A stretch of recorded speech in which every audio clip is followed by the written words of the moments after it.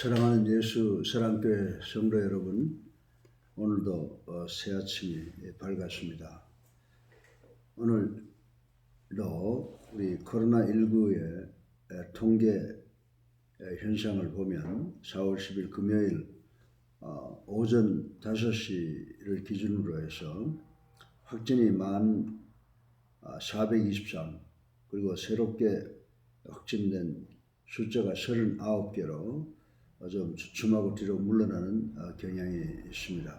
그리고 격리 해제가 6,973명, 197명이 증가했습니다.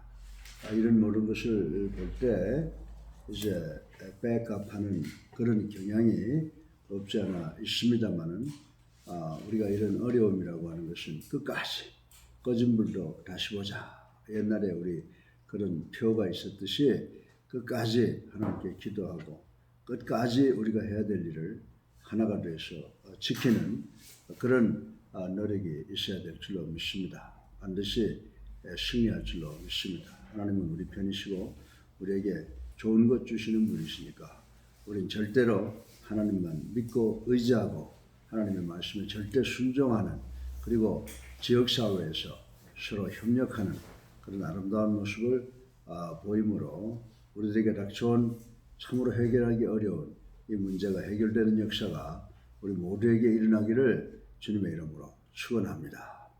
오늘 이 마태복음 26장 57절로 68절을 보게 되면 이 말씀의 내용은 그 유대인들이 예수님을 재판을 했는데 불법 재판을 했다라고 하는 것이 명명백백하게 나와 있는 것을 볼 수가 있습니다. 여러분들, 우리가 법조인은 아니기 때문에 법은 잘 모르지만 상식적으로 세상의 법정에서는 대체로 법률에 따라 합법적으로 피고를 재판한 다음에 선고를 내리고 형벌을 받게 합니다. 더욱이 삼심제도라고 하는 것이 우리에게 있는 것을 잘 알고 있습니다.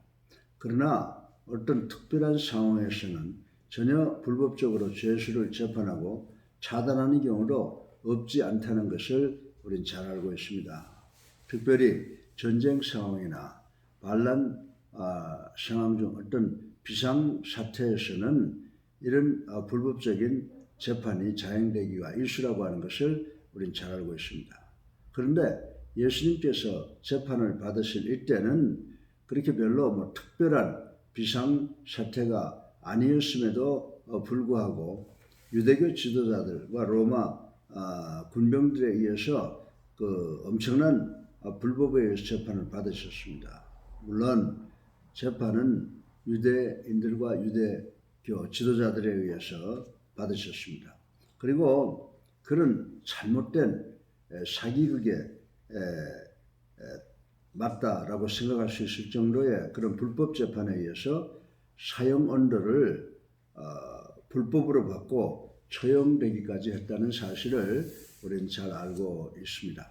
그러나 이 상황을 알고 보면 그런 일은 다 죄 많은 자들의 허물을 그대로 뒤집어 쓰는 그런 일이었습니다. 무슨 말이냐 하면 예수님께서 이 불법 재판을 통해서 십자가에 달려 돌아가시는 그 사건은 바로 여러분과 나 같은 죄인을 대속하기 위해서 우리가 써야 될 모든 죄악을 주님께서 다 받으셨다라고 하는 말씀이 되는 것입니다.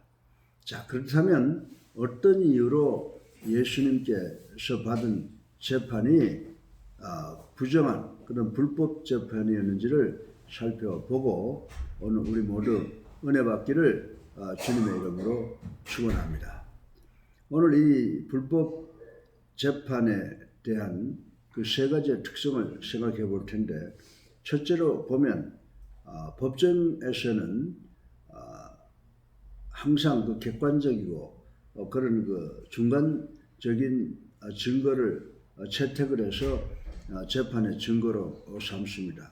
그런데 오늘 이 재판을 보게 되면 거짓 증거가 법정 증거 자료로 난무하고 있고, 또 이 거짓 증거가 법정 증거로 채택되는 그런 것을 우리는 볼 수가 있습니다. 예수님은 겟세마네 동산에서 이 로마 군병들에게 체포를 당합니다. 그리고 그 재판장이 어디로 끌려가냐 그러면 물론 유대인들의 재판은 유대인들이 해야 되기 때문에 대제사장 가야바 앞으로 끌려갔지만은 그것이 가야바의 개인 저택이었다라고 하는 것을 우리는 알 수가 있습니다. 그리고 거기 모여있던 대제사장을 비롯하여 서기관들과 장로들로서 지도자들로서 구성된 이 공회로부터 재판을 받기 시작했다는 사실을 우리는 잘 알고 있습니다.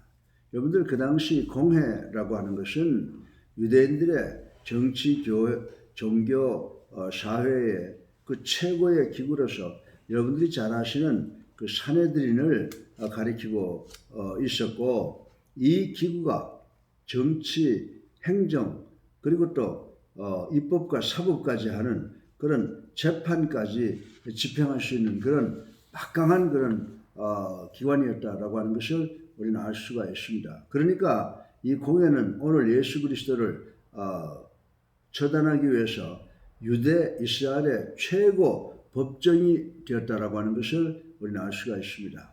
그럼에도 불구하고 저들은 예수님을 재판하면서 극악무도한 불법을 저지르고 있는 것을 우리는 볼 수가 있습니다. 그 좋은 본보기가 바로 거짓 증거들만 가지고서 신문한 일이 있는 것을 우리는 볼 수가 있습니다.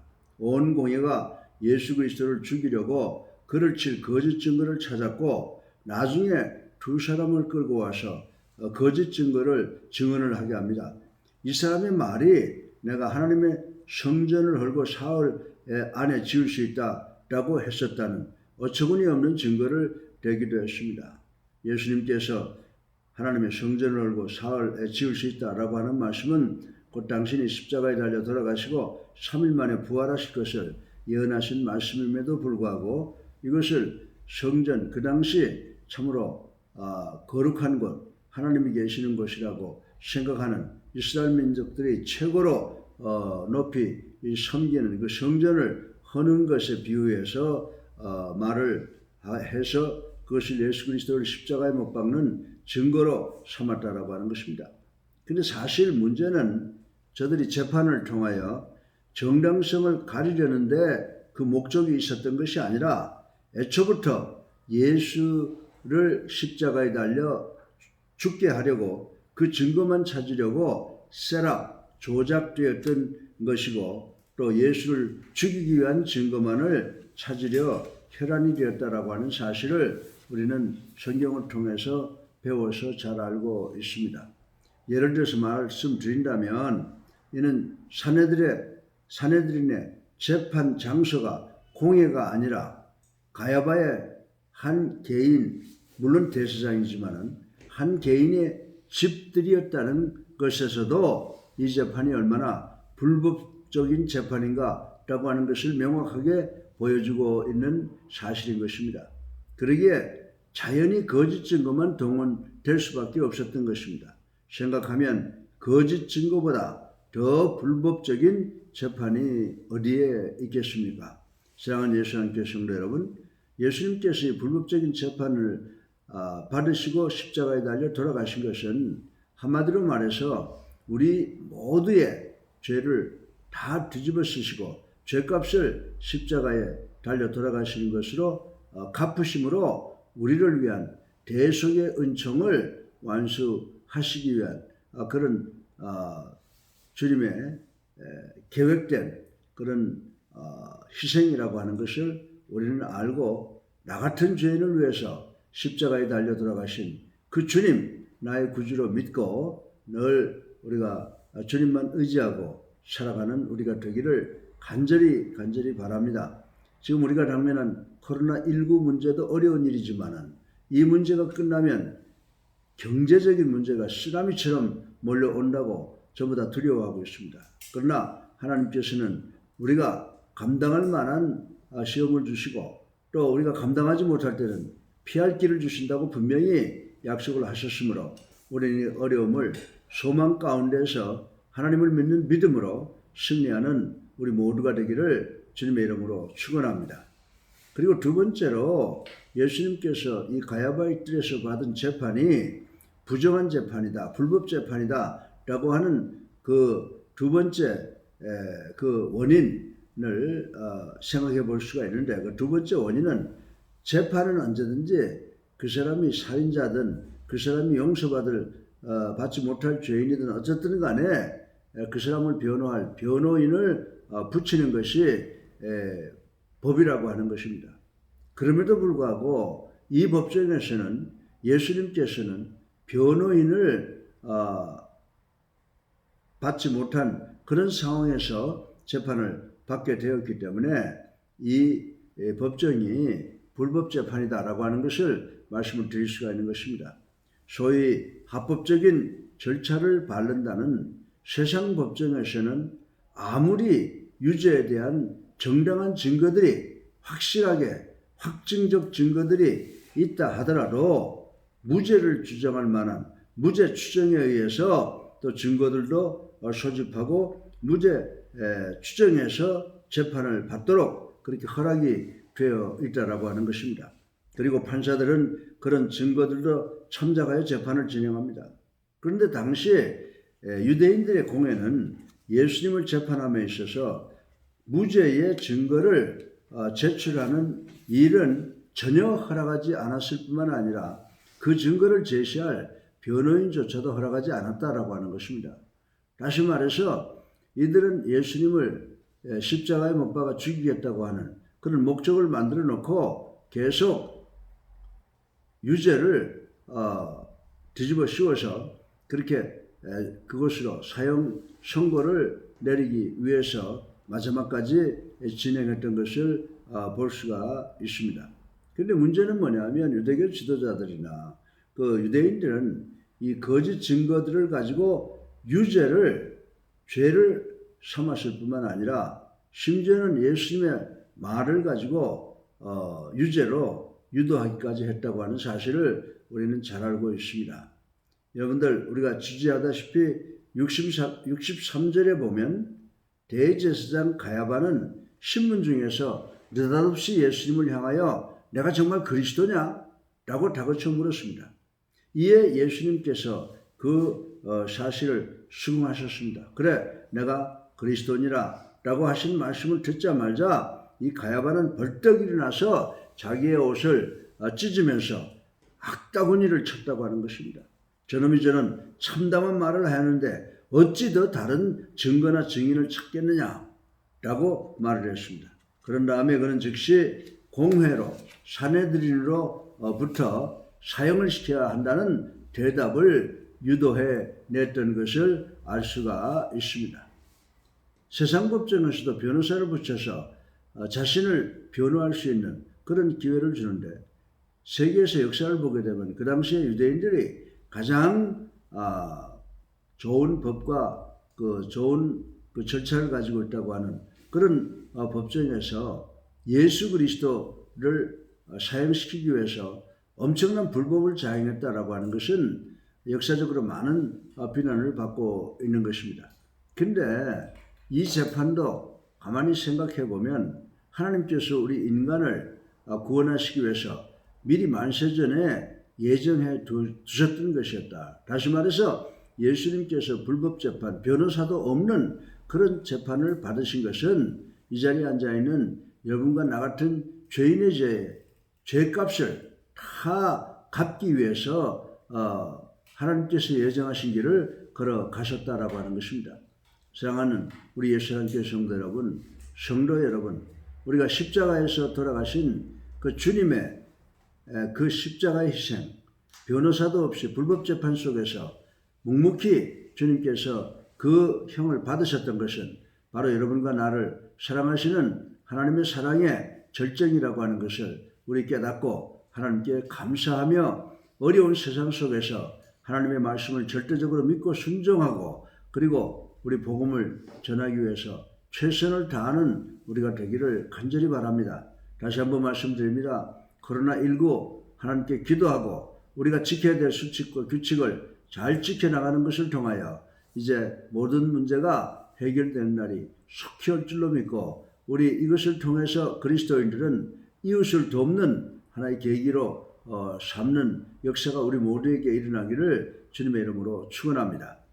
이 세 번째로 마지막으로 이 재판의 특징을 보게 되면요.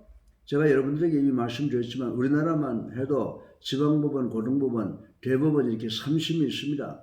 특별히 이 사형을 받으려고 하면 이 3심을 다 거친 후에 사형을 받는 것이 우리 인간들의 법제도에서 보통 있는 일이라고 생각해 볼 수가 있습니다. 그러나 예수님을 재판한 이 재판은 아예 첫날에 사형언도까지 선고가 되었다고 하는 아주 이 특별히 이 부정된 불법된 재판을 우리는 여기에서 볼 수가 있는 것입니다. 불법만 날뛰는 전쟁 시에는 법이 없죠. 그래서 전쟁 시대는 여러분들 잘 아시지만은 직결처분이라고 하는 직결처분권이 있습니다. 다시 말해서 전쟁 범죄자를 그 자리에서 직결처분하는 그런 경우가 간혹 있긴 하지만 이것은 특별히 비상사태에서만 있을 수 있는 일이라고 하는 것입니다.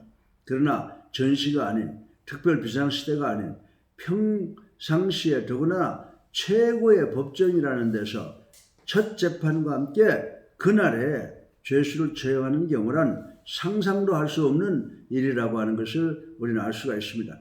그런데 예수님을 재판하던 유대인 공회 사내들이는 이런 불법 재판을 꺼리낌없이 자행한 그런 기록이 본문 66절에 나와 있는 것을 볼 수가 있습니다. 대개 현행 일반 재판에서는 여러분들 3신의 재판을 통하여 검찰의 고소와 변호인단의 변호를 충분히 듣고 나서 마지막으로 선고, 공판을 열게 된다라고 하는 것을 상식적으로 우리 모두는 다 알고 있습니다.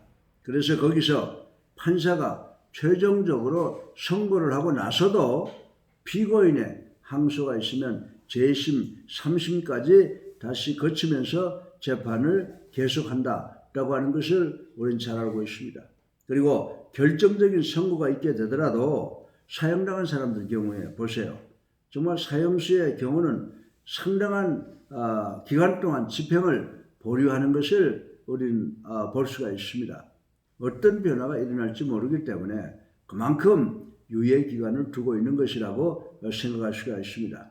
그런데 그럼에도 불구하고 유대인 최고의 법정인 이 사내들인이 벌린 재판은 아주 그날 밤으로 당장 예수 그리스도께 사형을 선고하고 나서 집행을 서둘렀으니 얼마나 무리한 법정이고 불법한 재판이겠습니까? 더 나아가서 얼마나 예수님이 두려웠으면 이들이 이런 짓을 했겠는가를 생각하지 아니할 수가 없습니다. 사실 이 당시에 그 유명한 법전이 있었거든요. 그걸 가리켜서 미시나라고 하는데 이 미시나의 규정에는 중요한 소송건일 경우 적어도 이틀 동안에 걸쳐서 재판이 진행돼야 한다는 그런 법규가 있습니다. 그럼에도 불구하고 그들은 그것을 완전히 무시해버렸던 것입니다. 게다가 제사장이 공회로부터 사형 선고의 대답을 증거를 유도하며 내자마자 저들은 예수님의 얼굴에 침을 뱉는가 하면 주먹으로 사방에서 치기도 했으며 야 그리스도야 우리에게 어디 선지자 노릇을 한번 해봐라. 지금 너를 친 자가 누구냐? 라고 조롱과 야유를 퍼부었던 기록이 남아있는 것을 우리는 읽어볼 수 있습니다.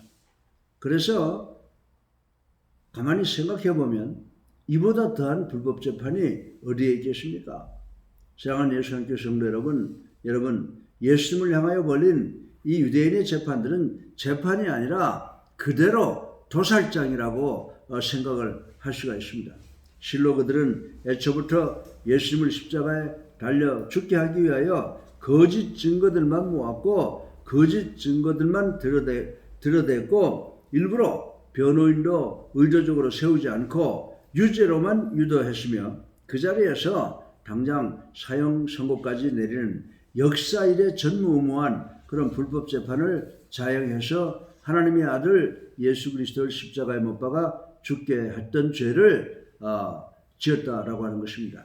그런데 우리가 신약 성경에 히브리서 4장에 보게 되면 실상 이 땅에서 태어났던 인간들 중에서 죄가 없는 분, 전혀 죄가 없는 분은 단 한 분이셨는데 이분은 예수 그리스도라고 말씀하시는 것을 우리는 읽어볼 수가 있습니다.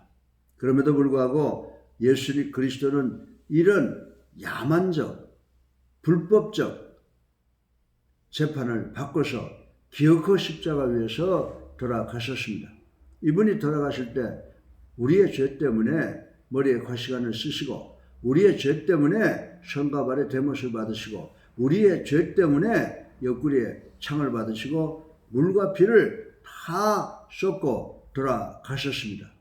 이 엄청난 희생은 말로 표현할 수 없는 이 무서운 희생은 순전히 무지한 예수님을 십자가에 못 박는 그 자들을 그리고 여러분과 나를 포함한 이 세상의 모든 죄인을 구원하려는 주님의 Amazing Grace, 놀라운 은혜였다라고 하는 사실을 우리는 이 시간 깨닫고 우리가 아무리 어렵고 힘든 세상 속에서 주님을 생각함으로 정말 위로받고 또 용기도 얻고 감사한 마음으로 우리가 당면한 이 코로나19의 이 어려운 이 시대를 극복해서 승리하는 우리가 되기를 주님의 이름으로 축원합니다.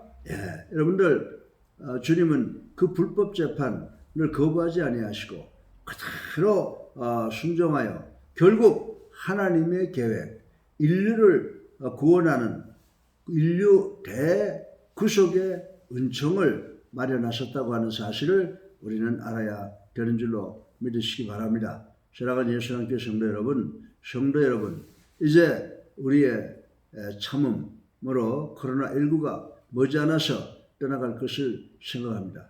이것을 우리가 이 어려움을 그냥 흘러보내는 우리가 되지 말게 해달라고 기도하고 우리 모두가 이것을 연단의 기회로 삼아서 앞으로 세상이 더 어려워져 갈 텐데 반드시 주님의 그 능력으로 우리 구원받았다라고 하는 것을 깨닫고 우리 국가 사회를 위해서 하나님의 영광을 보일 수 있는 우리 모든 성도들이 되기를 그리고 존경받는 그리스도인들 세상에서 여러분들 안디옥에서 거기에서 처음이 크리스찬이라고 하는 말이 나왔는데 그것은 그리스도인들이 주변으로부터 존경받고 저 사람들 정말 그리스도와 같다라고 하는 평을 받은 것으로부터 시작되었습니다. 우리도 21세기를 살아가는 안디옥의 크리스찬들이 돼서 저 사람들 예수 믿는 사람이래 라고 하는 말이 우리를 존경의 대상으로 부르는